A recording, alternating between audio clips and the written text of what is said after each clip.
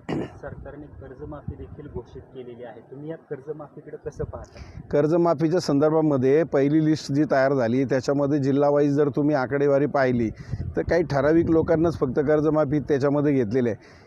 अशा पद्धतीने म्हणजे एक माकड चेष्टा म्हणतो ना शेतकऱ्यांची, त्या पद्धतीने सुरू केलेली आहे. अजूनही म्हणजे हे कधीपर्यंत कर्जमाफी, 30 जूनपर्यंत कर्जमाफी देणार होते. आता जुलै संपला, ऑगस्ट चालू व्हायची वेळ आली तरीसुद्धा अजून कोणाच्याच पत्रामध्ये काही पडलेलं नाही.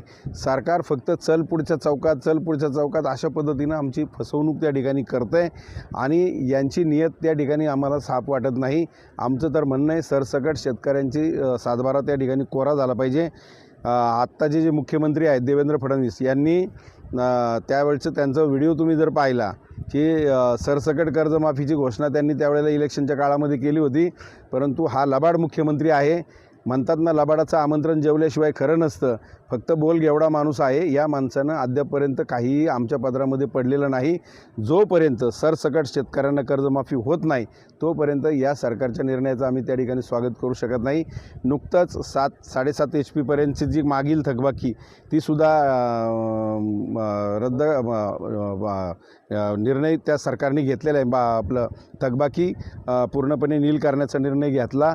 परंतु आमचं म्हणणं असं आहे, 7.5 HPच्या पुढचे जे शेतकरी आहेत तेही काही मोठे शेतकरी नाहीत. काही अनेक गोरगरीब शेतकऱ्यांनी एकत्र येऊन लिफ्ट योजना 7.5 HPच्या पुढच्या केलेल्या आहेत. त्याही शेतकऱ्यांची संपूर्ण वीज बिलं त्या ठिकाणी माफ झाली पाहिजेत. कारण पंक्तीला बसल्यानंतर सगळ्यांना जीव घातलं पाहिजे, 4 जणांना घालायचं आणि 4 जणांना घालायचं नाही, हे बरोबर नाही. त्यांना असं वाटतं की 7.5 HPच्या पुढचे मोठे शेतकरी आहेत, पण मोठे नाहीत.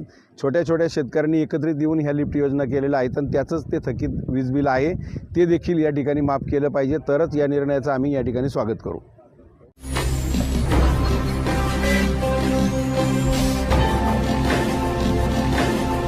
ताज्या घडामोडी आणि नवनवीन माहिती मिळवण्यासाठी समाज दर्पण या YouTube चॅनलला सबस्क्राइब करा आणि बेल आयकॉनवर क्लिक करा.